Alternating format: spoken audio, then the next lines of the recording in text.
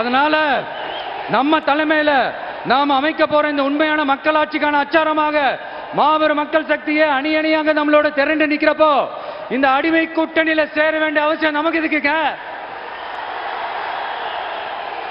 நம்மளுடைய இந்த கூட்டணி சுயமிழந்த கூட்டணியெல்லாம் இருக்காது, சுய மரியாதை கூட்டணியா தான் இருக்கும். இந்த ஒரு பக்கம் RSS கிட்ட அடிபணிஞ்சுக்கிட்டு இன்னொரு பக்கம் மதச்சார்பற்ற கூட்டணின்னு இந்த மக்களை ஏமாத்துற கூட்டணியெல்லாம் நம்ம கூட்டணி இருக்காது.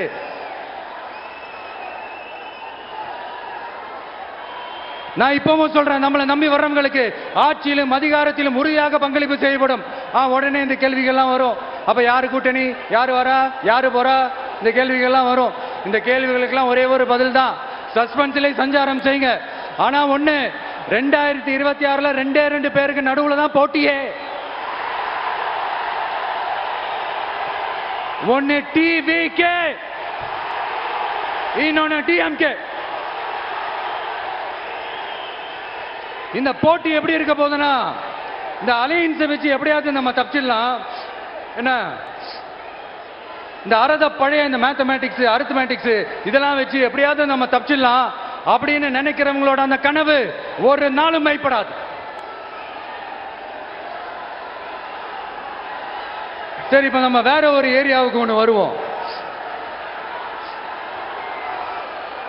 எதிர்காலம் வரும், என் கடமை வரும், இந்த கூட்டத்தின் ஆட்டத்தை ஒழிப்பேன்.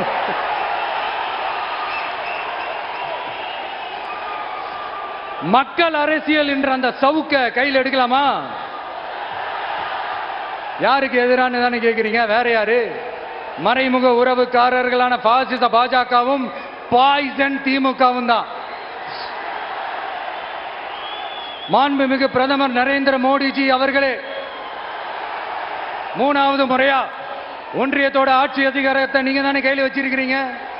இல்ல, நாங்க தெரியாம தான் கேட்கிறோம். நீங்க ஆட்சிக்கு வந்தது ஒட்டுமொத்த மக்களுக்கும் நல்லது செய்யவா, இல்ல நம்மளுடைய இந்த இஸ்லாமிய நண்பர்களுக்கும் இஸ்லாமிய தோழர்களுக்கும் எதிராக சதி செய்யவா? மக்களுக்கு உங்ககிட்ட கேட்கறதுக்குன்னு ஏராளமான கேள்விகள் இருக்குது. அதனால அவங்க சார்பா, அவங்கள ஒருத்தனா, அவங்களோட ஒரு உண்மையான ஒரு பிரதிநிதியா உங்ககிட்ட சில கேள்விகள் கேட்கணும். மிஸ்டர் பிரைம் மினிஸ்டர் அவர்களே, நம்ம தமிழ்நாட்டு மீனவர்கள் கிட்டத்தட்ட ஒரு 800 பேருக்கு மேல இலங்கை கடற்படையால தாக்கி அழிக்கப்பட்டிருக்கிறாங்க. அதை கண்டிக்கிறதுக்காக உங்களை பெருசா எதுவும் செய்ய சொல்லல, சின்னதா ஒண்ணு மட்டும் செஞ்சு கொடுங்க. இனிமேலாச்சும் எங்களுடைய மீனவர்கள் பாதுகாப்பா இருக்கிறதுக்காக இந்த கச்சத்தீவை இலங்கை கிட்ட இருந்து மீட்டு கொடுத்துருங்க, அது போதும். உங்களுடைய இந்த முரட்டு பிடிவாதத்தால நீங்க நடத்துற இந்த நீட்டு தேர்வு, அதனால இங்க என்னென்ன நடக்குதுன்னு சொல்றதுக்கே மனசு வலிக்குது. அதனால அந்த நீட்டு தேர்வு தேவையில்லைன்னு அறிவிச்சிருங்க, அது போதும். செய்வீர்களா திரு நரேந்திரபாய் தாமோதர் மோடிஜி அவர்களே? எங்களுக்கு என்னென்ன தேவையோ, என்னென்ன நல்லதோ அதெல்லாம் செய்ய மாட்டேங்கிறீங்க. ஆனா ஆட்சி அதிகாரத்தை மட்டும் கையில வச்சுக்கிட்டு மக்களை ஏமாத்த நேரடியாக ஒரு பாசிச பாஜக அடிமை கூட்டணி ஒண்ணு. அடுத்து உங்களோட இந்த மைனாரிட்டி ஆட்சியை ஓட்டுறதுக்காக மறைமுகமாக RSS அடிமை குடும்பம்னு இன்னொரு கூட்டணி. இப்படி மக்கள் சக்தியே இல்லாத இந்த ஊழல் கட்சிகளை மிரட்டி அடிபணிய வச்சு 2029 வரைக்கும் சொகுசு பயணம் போயிடலாம்னு திட்டம் தீட்டி வச்சிருக்கிறீங்க. அதானே ஜி? என்ன ஜி? ஒண்ணு மட்டும் சொல்றேன், தெரிஞ்சுக்கங்க. என்னதான் நீங்க இந்த நேரடி மறைமுக கூட்டணி குட்டிகரணம் போட்டாலும் தாமரை இலையில தண்ணியே ஒட்டாது. தமிழக மக்கள் மட்டும் எப்படி ஒட்டுவாங்க?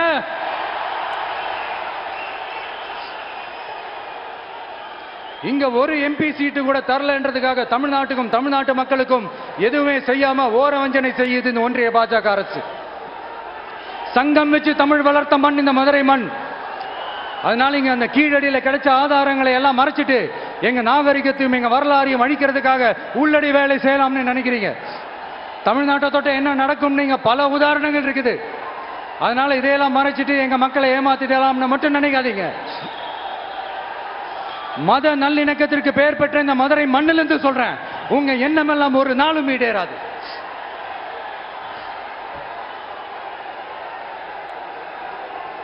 எம்ஜிஆர்னா யார் தெரியும்ல? அவர் மாஸ்னா என்னன்னு தெரியும்ல? அவர் உயிரோடு இருக்கிற வரைக்கும் அந்த சிஎம் சீட்டை பத்தி ஒருத்தராலையும் நினைச்சு கூட பார்க்க முடியல, கனவு கூட காண முடியல. எப்படியாவது அந்த சிஎம் சீட்டை என்கிட்ட கொடுத்துருங்க, என் நண்பர் எம்ஜிஆர் திரும்ப வந்ததுக்கு அப்புறம் நான் திருப்பி கொடுத்துறேன்னு தன்னோட எதிரியை கூட மக்கள் கிட்ட கெஞ்ச வச்சவர் எம்ஜிஆர். எப்படி கெஞ்ச வச்சவர்.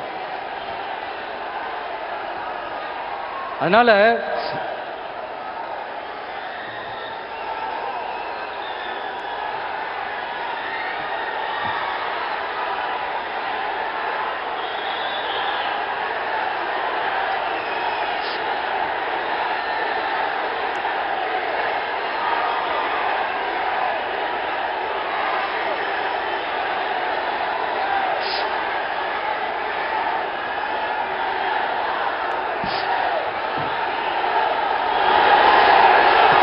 ஆனா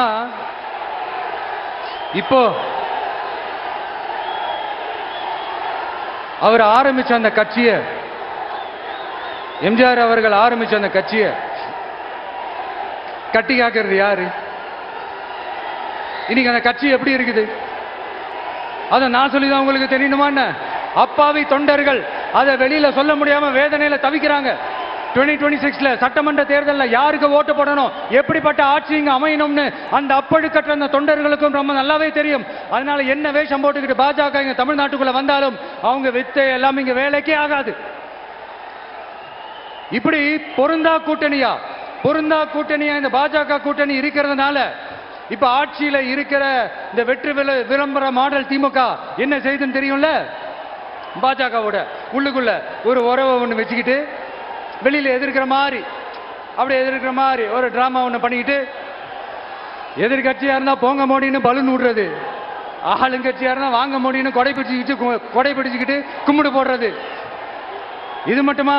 ஒரு ரைடுன்னு ஒன்று வந்துட்டா போதும், இது வரைக்கும் போகவே போகாத ஒரு மீட்டிங், அதை காரணம் காட்டி டெல்லிக்கு போறது, அங்க ஒரு சீக்கிரட் மீட்டிங் நடத்துறது. நல்லா நோட் பண்ணணும் மக்களே, அந்த மீட்டிங் அப்புறம் இந்த இஷ்யூ அப்படியே காணாம போயிருக்குமே. அதேதான் Stalin uncle, what uncle, is very wrong uncle.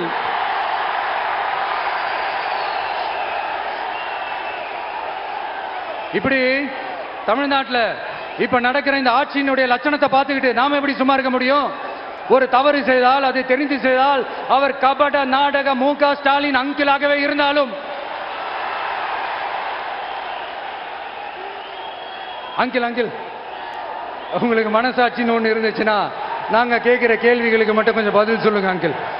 நீங்க நடத்துற இந்த ஆட்சியில நேர்மை இருக்கா, நியாயம் இருக்கா, ஊழல் இல்லாம இருக்கா, சட்டம் ஒழுங்கு சரியா இருக்கா, பெண்களுக்கு பாதுகாப்பு இருக்கா, பொதுமக்களுக்கு பாதுகாப்பு இருக்கா, இயற்கை வளங்களுக்கு பாதுகாப்பு இருக்கா? சொல்லுங்க மை டியர் அங்கிள், சொல்லுங்க.